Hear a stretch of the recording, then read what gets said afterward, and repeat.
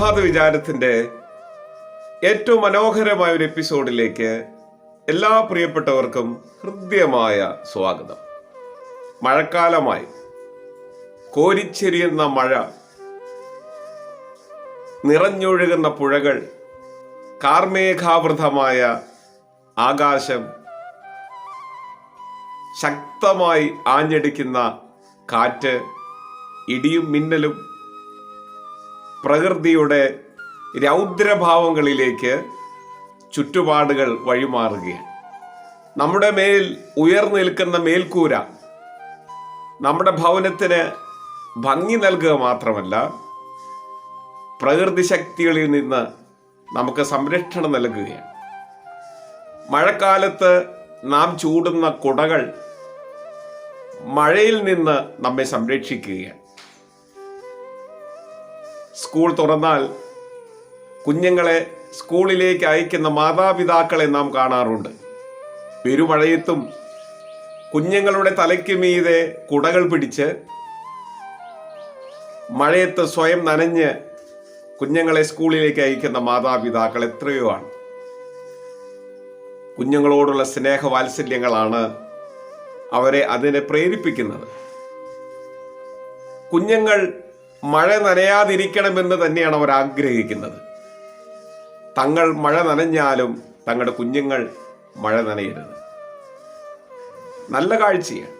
എന്നാൽ വാർദ്ധക്യത്തിൽ മാതാപിതാക്കൾക്ക് കുടയായി തീരേണ്ട മക്കൾ, മാതാപിതാക്കൾക്ക് മേൽക്കൂരയായി തീരേണ്ട മക്കൾ,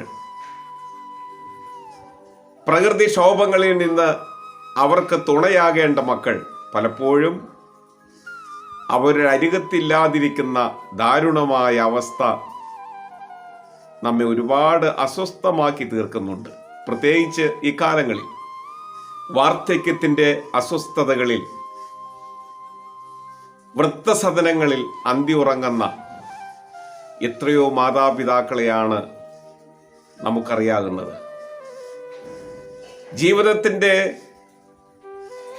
അസ്വസ്ഥതകൾ നിറഞ്ഞ വാർദ്ധക്യകാലത്ത് പരിചരണം കിട്ടാതെ, ഒരു സ്നേഹത്തിൻ്റെ സ്പർശമില്ലാതെ, ഒരു ആശ്വാസ വാക്ക് കേൾക്കാൻ കഴിയാതെ, ഒരു സ്നേഹത്തിൻ്റെ മുദ്രയില്ലാതെ എത്രയോ മാതാപിതാക്കളാണ് ഈ ലോകം വിട്ട് യാത്രയാകുന്നത്.